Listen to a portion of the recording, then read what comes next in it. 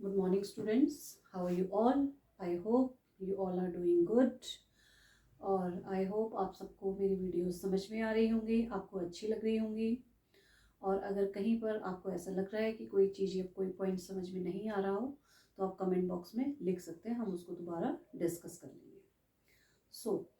कल वाली वीडियो में हम सेकेंड यूनिट हम कर रहे हैं इस समय B.Ed फर्स्ट सेम की अंडरस्टैंडिंग डिसिप्लिन्स एंड सब्जेक्ट्स की, राइट। तो हमारी सेकेंड यूनिट नोइंग प्रोसेस इस समय चल रही है।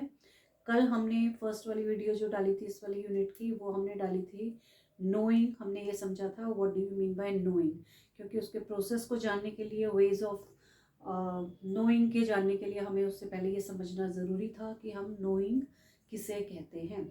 एक बार हम फिर से शॉर्ट में मैं आपको नोइंग फिर से बता देती हूँ कि नोइंग हमने इस प्रोसेस को कहा था कि अगर कोई टीचर या मैं जैसे आपको पढ़ाती हूँ या हमने कोई भी एक्वायर्ड नॉलेज है हमारी, अगर हम उस नॉलेज को फ्लेक्सिबली डेमोन्स्ट्रेट कर पा रहे हैं, हम उसको किसी से जोड़कर जो है हम उसको अप्लाई कर पा रहे हैं, हम किसी भी नॉलेज को जो है बदलती हुई सिचुएशन में जो है उसको अप्लाई कर पा रहे हैं, उसकी अंडरस्टैंडिंग अगर हमें बहुत अच्छे से हो गई है, तो ऐसी नॉलेज को हम कह सकते हैं कि हमने जो है उसको हम नोइंग कह सकते हैं। हम सीधा सीधा हम ये कहते हैं कि जिस नॉलेज की हमें बहुत अच्छे से अंडरस्टैंडिंग हो जाती है और हम उसको अप्लाई कर पा रहे हैं, बहुत अच्छे से हम उसको समझ पा रहे हैं, तो इट मीन्स हम उसको नोइंग कहते हैं, राइट। अब हम यहाँ पर आते हैं आज वेज ऑफ नोइंग, या हम इसको ये भी कह सकते हैं कि नॉलेज थ्रू दिस वेज। जो हमने पॉइंट्स यहाँ पर दिए हैं तो हम इसको नॉलेज थ्रू भी कह सकते हैं कि हमें नॉलेज के कौन कौन से ज़रिए हैं, कौन कौन से रास्ते हैं, कहाँ कहाँ से हमें नॉलेज मिल रही है, क्योंकि जहाँ हमें नॉलेज मिलेगी वहीं पर हमारी अंडरस्टैंडिंग भी होगी और वहीं पर हमारी नोइंग भी होगी, राइट। तो नंबर 1 पॉइंट है, हम स्टार्ट करेंगे सेंस परसेप्शन से। अब सेंस परसेप्शन क्या है, जैसे कि आप देख पा रहे हैं, immediate way of knowing. Senses as you all know कि हमारे 5 सेंसेस होते हैं, जैसे कि आप आइज़ है, नोज़ है, ईयर है, टंग है, स्किन है ना। तो हम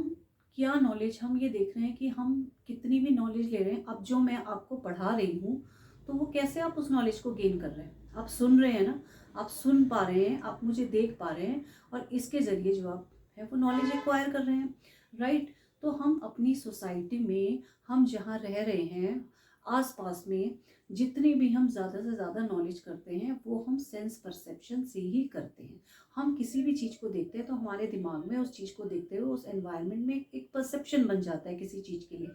राइट। जैसे कि हमारी आंखें देखती हैं, हमारी आंखें कुछ भी देखती हैं तो हमें, जैसे कि हमारे पेरेंट्स ही कहते हैं कि अच्छी मूवीज़ देखो, आप ख़राब मूवीज़ मत देखो, आप अच्छे दोस्तों के साथ रहो, आप अच्छी अच्छी बातें करो, मीन्स इससे तो हम क्या कह रहे हैं कि देखना क्या है। हम जैसे कुछ भी देख रहे हैं, कोई हम स्कूल में जाते हैं या हम बच्चे हमें कोई विजिट पर ले जाते हैं तो हम वहाँ पर अच्छी अच्छी चीज़ें देख कर सीखते हैं। हमें कहीं टूर्स में ले जाया जाता है या हमें कहीं कम्युनिटी विजिट पर ले जाया जाता है, तो हम सारी चीज़ें ऑब्जर्व कैसे करते हैं, हम सारी चीज़ें देख कर ऑब्जर्व करते हैं और उनसे हम सीखते भी हैं और हम उनके बारे में जानते भी हैं।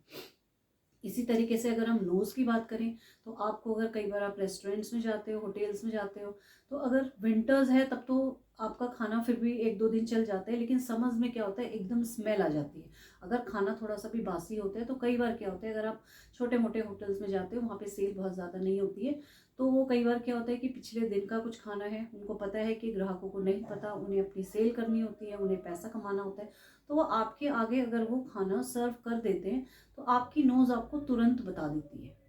कि ये खाना खाने लायक नहीं है, इस खाने से आपकी हेल्थ खराब हो सकती है। तो क्या है, ये एक सेंस परसेप्शन है, हमने उस एनवायरनमेंट में रहकर हमने जान लिया कि ये खाना खाने लायक है ना या नहीं है, तो हमें इस चीज़ की नॉलेज है, ये हमारे सेंसेस हमें बताते हैं क्या गुड है क्या बैड है, क्या चीज़ हमें लेनी चाहिए क्या चीज़ हमें नहीं लेनी चाहिए। जैसे कि हमारी स्किन है, टच है, तो हमें पता होता है कि बैड टच क्या है, गुड टच क्या है, कौन सा टच हमारे लिए अच्छा है, कौन सा टच हमारे लिए ख़राब है। तो ये सारी सेंसेस जो है हमें अच्छे बुरे का बताती हैं, ये सारी चीज़ें हमें नॉलेज, हमें ज्ञान देती हैं। ये सारी सेंसेस परसेप्शन से जो है हमें नॉलेज मिलती है कि हम कहाँ जाएं कहाँ ना जाएं, क्या करें क्या ना करें, क्या हमें देखना चाहिए, क्या हमें नहीं देखना चाहिए, क्या हमें खाना चाहिए, क्या हमें नहीं खाना चाहिए, क्या सुनने लायक बात है, क्या सुनने लायक बात नहीं है, क्या नहीं सुनना चाहिए। तो ये इसको हम ले सकते हैं कि वेज ऑफ नोइंग है ये एक हमारा, कि नॉलेज थ्रू सेंस परसेप्शन। तो इसके थ्रू हमें किस तरीके से नॉलेज मिल रही है, राइट। नंबर 2 है हमारा लैंग्वेज। अब अगर हम लैंग्वेज की बात करें तो आप देखते हैं कि आपके साथ डिफरेंट टाइप्स के स्टूडेंट हैं क्लास में, राइट। आप यहाँ की बात मत करें, अगर आप क्लास की ना करें, आप अपनी सोसाइटी में देख सकते हैं, आप अपने रिलेटिव्स के आसपास देख सकते हैं, आप जहाँ पर रहते हैं या आपके रिलेटिव्स रहते हैं या आप गाँव में कहीं देखते हैं, तो आप ये नोटिस करते हैं हमेशा, अधिकतर भी आप कह सकते हो, कि आपके आसपास जो रहने वाले लोग हैं वो सारे ज़रूरी नहीं है कि जिस कास्ट के, जिस रिलीजन के, जिस स्टेट के, जिस कंट्री के आप हैं वहीं के वो सारे के सारे हों, ऐसा कोई ज़रूरी नहीं है। अगर 4-5 या 8-10 फैमिलीज रह रही हैं तो उसमें से कुछ लोग पंजाबीज हो सकते हैं, कुछ लोग गढ़वाली हो सकते हैं, कुछ गोरखाली हो सकते हैं, कुछ अदर कास्ट के होते हैं। तो हम क्या करते हैं, जब हम आसपास एक दूसरे के साथ रहते हैं तो हम उनके साथ जो है रिलेशनशिप बना लेते हैं, है ना। हम कुछ, आपने अच्छा पकाया आपने उनको दिया, उन्होंने कुछ अच्छा पकाया आपको दिया, इस तरीके से एक फ्रेंडली रिलेशन जो है हमारा एक दूसरे के साथ बन जाता है। तो अदर लैंग्वेजेस भी हमारी होती है, कोई पंजाबी का है, कोई गोरखालीज बोलता है, कोई गढ़वाली है ना। तो इस तरीके से क्या है, हम एक दूसरे के ट्रेडिशन सीखते हैं, एक दूसरे का कल्चर सीखते हैं, एक दूसरे का खान पान सीखते हैं, एक दूसरे कैसे वो लोग रहते हैं वो सीखते हैं, क्या उनका पहनावा है वो हम सीखते, और हम इसको चेंज भी कर बदलते भी हैं। हम जैसे कि अगर उनके यहाँ कोई पंजाबीज में शादी है तो हम कोशिश करते हैं कि हम पंजाबीज वाला ही ड्रेस हम वेयर करें, और वो हमें अच्छा भी लगता है। तो इससे हमें क्या नॉलेज मिलती है, इससे हमें क्या सीखते हैं, कि हम एक दूसरे के साथ रह रहे हैं, हमने एक दूसरे के साथ अच्छे रिलेशंस बना रखे हैं, तो हम जो है एक दूसरे की लैंग्वेज सीखने की कोशिश भी करते हैं, और हम एक दूसरे की रिस्पेक्ट करते हैं। कोई किसी भी कास्ट का हो, चाहे वो अच्छी ऊंची कास्ट का हो, चाहे वो नीची कास्ट का हो, इससे हम एक साथ रहने से, एक दूसरे की लैंग्वेजेस से और एक दूसरे के कल्चर से, एक दूसरे के ट्रेडिशन से साथ में रहने से हम ये ज़रूर सीख जाते हैं कि हमें एक दूसरे की रिस्पेक्ट करनी चाहिए, और हमें एक दूसरे के कल्चर को अपनाना भी चाहिए। हमें सभी, हमारे लिए देखो, सभी धर्म जो है, हम क्या कहते हैं कि सभी बराबर है हमारे लिए। हम दूसरों की रिस्पेक्ट करेंगे तो हमें भी वो रिस्पेक्ट मिलेगी, है ना। इसी तरीके से जो है लैंग्वेज की अगर बात की जाए, हम जैसे इंडियंस हैं, हिंदी आमतौर पर हम ज़्यादा बोलते हैं, लेकिन इंग्लिश की भी उतनी ही इंपॉर्टेंस है, संस्कृत की भी उतनी इंपॉर्टेंस है। और कई स्कूल्स में आप देखें तो फ्रेंच है, जापानीज़ है, ये बहुत सारी अदर लैंग्वेजेस है जिनको कि आपके सिलेबस में डाला गया है, और कहीं ना कहीं आपके लिए एक लैंग्वेज को चूज़ करना ज़रूरी भी है। और इससे क्या है, आप अदर लैंग्वेज को सीखते हैं, और वो कहीं ना कहीं आपकी एक एडिशनल में काम भी आती है, चाहे वो आपके जॉब के काम आए, चाहे अगर आपको कहीं दूसरी कंट्री में रहना पड़ जाए तो आप वहाँ की लैंग्वेज जो है, कम्युनिकेशन लैंग्वेज जो होती है, आप उसको समझ सकते हैं, है ना। दूसरा, ग्रामर जो हम इंग्लिश में करते हैं, ग्रामर है, वीडियोस देखते हैं हम इंग्लिश में, नॉवेल्स देखते हैं या दूसरी किसी लैंग्वेज में देखते हैं, तो कहीं ना कहीं हमें लैंग्वेज से एक दूसरे से सीखने के लिए मिलता है, क्योंकि हमारे बातचीत का जो जरिया है वो लैंग्वेज ही है। हम जितने लोगों से कनेक्ट होते हैं, कहीं ना कहीं हम लैंग्वेज से ही उनसे कनेक्ट होते हैं। तो लैंग्वेज जो है हमारी वे ऑफ नोइंग में, या हम कह सकते हैं नॉलेज थ्रू लैंग्वेज से, तो इसको भी हम लैंग्वेज थ्रू नॉलेज के जरिए कहते हैं, कि लैंग्वेज से हम कहीं ना कहीं और ज़्यादा से ज़्यादा हम जो है नॉलेज गेन करते हैं। हम पूरे दूसरे लोगों के बारे में, जितने लोग हैं आसपास के, उनके ट्रेडिशन से अवगत होते हैं, उनके कल्चर से, उन सबको जानने की कोशिश भी करते हैं, जानते भी हैं, और उनके बारे में ज़्यादा से ज़्यादा नॉलेज जो है हमें होती है। तो अब अगर हम गोरखालीज भी हैं, गढ़वालीज भी हैं, कोई पूछे अगर हमसे कहीं, जैसे कॉम्पिटिटिव एग्जाम्स में ही आ जाते हैं कि गढ़वाली लोगों की जो गले में पहना जाता है उसको क्या कहते हैं, तो अगर आप गोरखाली है तो आप वहाँ पर ये तो नहीं कह सकते कि भाई मैं तो गढ़वाली नहीं हूँ, मुझे नहीं पता कि गढ़वाली लोग या गोरखाली लोग गले में क्या पहनते हैं। तो इसीलिए हमें एक दूसरे की लैंग्वेज को और कल्चर को थोड़ा बहुत जानना भी बहुत ज़रूरी होता है, क्योंकि इससे भी हमें बहुत नॉलेज गेन होती है, और कहीं ना कहीं हमारे वो लाइफ में काम आती ही है, और हम एक दूसरे से जुड़े भी रहते हैं। और इसी से जो है हमारे देश में, हमारी नेशनल इंटीग्रेशन के लिए, हमारी राष्ट्रीय एकता के लिए भी कहीं ना कहीं जो है लैंग्वेज जो है हमारा एक बहुत बड़ा रीज़न आप कह सकते हो, कि जिसके कारण हम सब एक दूसरे से जुड़े हुए हैं, है ना। एक दूसरे से एक फैक्टर है वो भी एक, कि हमें एक दूसरे से जोड़ के रखने का, लैंग्वेज के जरिए जो है हम एक दूसरे से जुड़े रहते हैं, हमारा एक जुड़ाव रहता है इनसे। थर्ड, अगर हम बात करें इमेजिनेशन की, इमेजिनेशन से हम नॉलेज कैसे लेंगे, तो ये वैसे हम क्लास में डिस्कस कर चुके थे। तो इसको अगर हम देखें, इमेजिनेशन का सबसे बड़ा एग्जाम्पल हम जो है एक आर्किटेक्ट से ले सकते हैं कि आर्किटेक्ट जो मैप्स बनाते हैं, है ना। माँ, आपने अगर कहीं घर बनाना है तो अब कहीं बना बनाया घर तो ऐसे बहुत सारे सैम्पल्स तो वैसे आपको दिखाई देते हैं, लेकिन क्या है, हर किसी इंसान की अपनी इच्छा होती है कि मैं जो है अपना किचन इतना बड़ा बनाऊं, या मैं अपनी लॉबी इतनी बनाऊं, या मैं टेरेस जो है ऐसे बनाऊं, या मैं जो है ड्राइंग रूम में ऐसे बनाऊं। तो वो एक इमेजिनेशन करके एक मैप अपने दिमाग में बना लेता है, और उस मैप के जरिए जो है वो अपने घर को अच्छे से सजा भी सकते हैं, अच्छे से बना भी सकते हैं। अब इससे हमें नॉलेज क्या हो रही है कि जो भी व्यक्ति अपने घर का मैप बना रहे हैं या आर्किटेक्ट जो है वो डिज़ाइनिंग कर रहे हैं, वो अपना कंफर्ट जोन देखते हुए और आगे फ्यूचर में कि उसकी जनरेशन जो, चाहे वो अपने बच्चों के लिए बनाए चाहे वो अपने लिए बनाए, अब घर जो है वो रोज तो बनता नहीं है, तो वो एक ही बार बनता है। तो वो आगे पूरा फ्यूचर स्टिक होते हुए अपने फ्यूचर के बारे में देखते हुए जितना कंफर्ट होगा कि घर ऐसा है तो यहाँ से आने में किसी को दिक्कत ना हो, दरवाज़ा जो है बहुत छोटा ना हो, बड़ा होगा, कभी सामान बड़ा लाना हो तो वो भी आराम से चला जाए, है ना। ये सारी चीज़ों को देखते हुए तो इससे हमें क्या नॉलेज क्या मिल रही है हमें, कि हम जो इमेजिनेशन कर रहे हैं कि हमें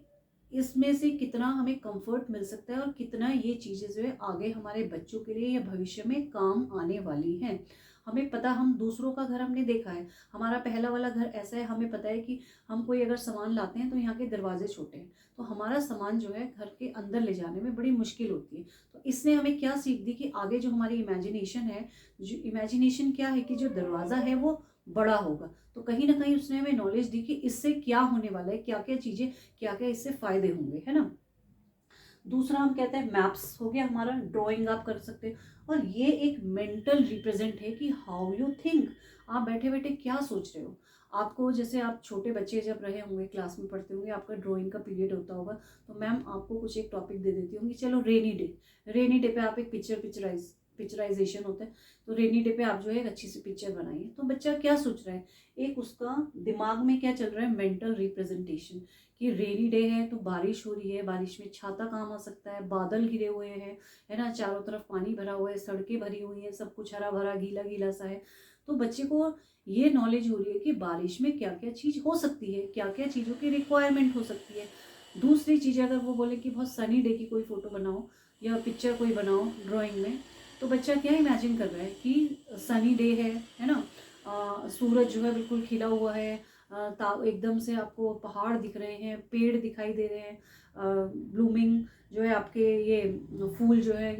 खिलते हुए नज़र आ रहे हैं, पूरी रोशनी पूरी हो रखी है, बच्चे जो है पार्क में खेल रहे हैं, या ऐसी बहुत सारी चीज़ें, कुछ बच्चे आइसक्रीम खा रहे हैं, कुछ कोल्ड ड्रिंक पी रहे हैं। तो बच्चों को इससे क्या नॉलेज गेन हो रही है कि गर्मी के टाइम पे हम क्या क्या चीज़ें ले सकते हैं, समर्स के कपड़े पहन सकते हैं, विंटर में आप स्वेटर की ज़रूरत पड़ेगी, समर्स में आप छाता ले सकते हो। अब समर्स में भी छाते की ज़रूरत होती है और बरसात में भी छाते की ज़रूरत होती है। तो बच्चा कैसे पहचानेगा, कैसे इस नॉलेज को एक्वायर करेगा कि हमें जो है गर्मी में छाता किस लिए चाहिए और बरसात में छाता किस लिए चाहिए। तो इससे भी ये नॉलेज मिलेगी। पिक्चराइजेशन जब वो इमेज बनाते हैं उनको ये सिखाया जाता है, जैसे कि हमने नॉलेज में, प्रायर नॉलेज में पढ़ा था कि जो नॉलेज नहीं होती है वो कुछ नॉलेज पहले से होती है, कुछ नॉलेज उसमें ऐड की जाती है ना। तो इससे जो है बच्चों को ये डिफ्रेंशिएशन भी मिलेगा कि बरसात में छाता क्यों है और गर्मी में छाता क्यों है। तो ये एक इमेजिनेशन, मेंटल आपका इमेजिनेशन होती है, मेंटल रिप्रेजेंटेशन है कि आप उसको कैसे रिप्रेजेंट करते हो, चीज़ों को कैसे बनाते हो, और उन्हीं चीज़ों से जो है हमें सीखने को भी मिलता है। तो इसको भी हम कह सकते हैं नॉलेज थ्रू इमेजिनेशन। नेक्स्ट अगर हम आए रीजनिंग, इसको हम रीजन भी बोल सकते हैं। हमने यहाँ पे रीजनिंग लिया, तो रीजनिंग में क्या है आपका यूज ऑफ थिंकिंग पावर, इसमें सोचने की power, action of thinking through logical points, सोचना तो है, सोच तो हम वैसे भी रहे हैं, लेकिन क्या है लॉजिकल पॉइंट्स, कि क्विकली एकदम से करना है, बहुत ज़्यादा टाइम टेकन नहीं होना चाहिए, एकदम से लॉजिकल वे में हमें उसको सुलझा लेना है। जैसे कि आपने कॉम्पिटिटिव एग्जाम्स में देखे होंगे, कई बार क्वेश्चंस आते हैं कि राम जो है श्याम से इतना बड़ा है, या श्याम जो है अपने पिताजी से इतना बड़ा है, पिताजी जो है माँ से इतने छोटे हैं, तो आप बताइए कि उनके पिताजी की उम्र कितनी होगी। इस टाइप के क्वेश्चन, ट्रिकी क्वेश्चन जिनको हम बोलते हैं, इसमें क्वेश्चनिंग आंसरिंग भी होती है और इसमें रीजनिंग टाइप के क्वेश्चंस भी होते हैं, जैसे कि आपके कॉम्पिटिटिव एग्जाम्स में आते हैं, तो उनका तुरंत जो है हमें उत्तर निकालना पड़ता है। अब वो क्वेश्चंस हमारे ऐसे होते हैं, लाइफ से कनेक्टेड, हम उनको ऐसे कर सकते हैं कि ज़रूरी नहीं है वो चीज़ आपने कहीं किताब में पढ़ी होगी ये क्या है, ये थिंकिंग है आपकी, लॉजिकल थिंकिंग, आपको तर्क तर्क करना है आपको, जैसे यूज ऑफ थिंकिंग पावर, सोचना है आपको। ये क्वेश्चंस आपने कहीं किताब में नहीं पढ़े, किताब में कहीं नहीं सिखाया गया कि राम इससे शाम से इतना लंबा है, ऐसे क्वेश्चन आप नहीं कह सकते वहाँ पे कि हमने कभी पढ़े नहीं। इसका सीधा सीधा कहने का अगर आप एक हम इसको अपनी लाइफ से जोड़ें तो इससे ये नॉलेज मिलती है हमें कि हमारी लाइफ में कभी भी सिचुएशंस बदल सकती हैं, कभी भी प्रॉब्लम्स आ सकती हैं, तो आपको उनको भी जो है सॉल्यूशन निकालना आना चाहिए लॉजिकल वे में, कि आप फटाफट से जो है अपनी थिंकिंग पावर को यूज़ करें और लॉजिक लगाकर जो है अपनी समस्याओं को सुलझाएं। तो इससे भी जो है हम इस तरीके से इसमें नॉलेज गेन कर सकते हैं। नेक्स्ट है हमारा इमोशंस। अब इमोशंस से हम कैसे नॉलेज गेन कर सकते हैं? लाइक इमोशंस में है जैसे स्ट्रॉन्ग फीलिंग्स। फीलिंग्स में क्या क्या आता है? हमारा हंसना, रोना, है ना, कभी सैड है हम, कभी हैप्पी है हम, और कभी मूड हमारा अच्छा नहीं है, कभी हमारा मूड बहुत ख़राब है, कभी हमारा मूड बहुत अच्छा है ना। And relations with other. अब इसमें क्या है, देखो स्ट्रॉन्ग फीलिंग जो हमारी सारी फीलिंग्स होती है, जैसे कि हम बहुत खुश हैं, हम बहुत खुश हैं तो क्या है, हमारे सबसे रिलेशन बहुत अच्छे होंगे, इससे हमारे रिलेशंस पर फ़र्क पड़ता है। हम बहुत खुश हैं तो हमारे सबसे रिलेशन बहुत अच्छे होंगे, और हम हमेशा खुश रहते हैं तो लोग जो है ज़्यादातर हमसे बात करना पसंद करेंगे, अपनी प्रॉब्लम्स को शेयर करना पसंद करेंगे, हमारे साथ आना जाना पसंद करेंगे, हमारे साथ रहना पसंद करेंगे। और अगर मेरा नेचर ऐसा है कि मेरा मूड कभी अच्छा ही नहीं रहता, या मुझे हमेशा गुस्सा आता है, या मेरा मूड हमेशा चिड़चिड़ा रहता है, तो लोग जो है मेरे पास आना पसंद नहीं करेंगे, तो उससे कहीं ना कहीं हमारे सोशल रिलेशन ख़राब हो जाते हैं। तो इनको अगर हम लाइफ से जोड़ें तो हमारा लाइफ में यही, तो इससे हमें सीखने को क्या मिला, हमें इससे नॉलेज यही मिली कि जो है हम अगर हमेशा खुश रहेंगे तो लोग हमेशा जुड़े रहेंगे। अब हम लोग वैसे भी एक समाज का हिस्सा हैं, हम एक सोसाइटी में रहते हैं, सोसाइटी भी हम ही लोगों से बनती है, तो सोसाइटी में अगर सभी लोग मिलजुल कर रहते हैं तो तभी अच्छा होता है, उसी से एक सोसाइटी बनती है ना। अगर हम अकेले रहेंगे, हमारा मूड अच्छा नहीं है, कोई हमारे साथ रहना पसंद नहीं करेगा, तो हमारे रिलेशंस भी अच्छे नहीं होंगे, तो हम लाइफ जो है अकेले कैसे काटेंगे? अकेले सर्वाइव करना बहुत मुश्किल है, इम्पॉसिबल ही आप समझ लीजिए कि आप सोसाइटी के बिना सर्वाइव नहीं कर सकते। तो इस तरीके से हमें ये नॉलेज मिलती है कि सोसाइटी में या अपने रिलेशंस अच्छे रखने के लिए हमें अपने मूड को भी अच्छा रखना ज़रूरी है। इससे हमारे रिलेशन में बॉन्डिंग रहती है, हमारे रिलेशन सबके साथ अच्छे बने रहते हैं, और हम जो है खुद भी खुश रहते हैं और दूसरों को भी हम खुश रखते हैं। तो ये हमारे इमोशंस, ये हमारे वेज ऑफ नोइंग हैं। हमने क्लास में जो है इसके अलावा भी एक इंट्यूशन किया था और एक फेथ किया था, जो कि मैं क्लास में अच्छे से समझा चुकी हूँ। अब अगर मैं इसको भी समझाने लगूंगी तो जो है मेरी वीडियो जो है बहुत लंबी भी हो जाएगी, और फिर बहुत ज़्यादा इंटरेस्ट नहीं रहता वीडियो को देखने में। तो आज हम इतना ही करेंगे। तो हमने आज के यूनिट में नोइंग तो हमने कल जान लिया था, तो नोइंग प्रोसेस में आज हमने वेज ऑफ नोइंग देख लिए हैं, जिसमें कि sense perception, language, imagination, reasoning, या इसको हम रीजन भी कह सकते हैं, और इमोशंस हैं, या हम इसको कह सकते हैं कि knowledge through sense perception, through language, through imagination, through reason and through emotions. Right. तो ये हमारे आज का टॉपिक यहीं पर ख़त्म होता है। अगर आपको इसमें से कुछ भी ऐसा लगे जो नहीं समझ में आया तो आप मुझे कमेंट बॉक्स में लिख सकते हैं, हम इसको क्लास में फिर से डिस्कशन कर लेंगे। Thank you so much.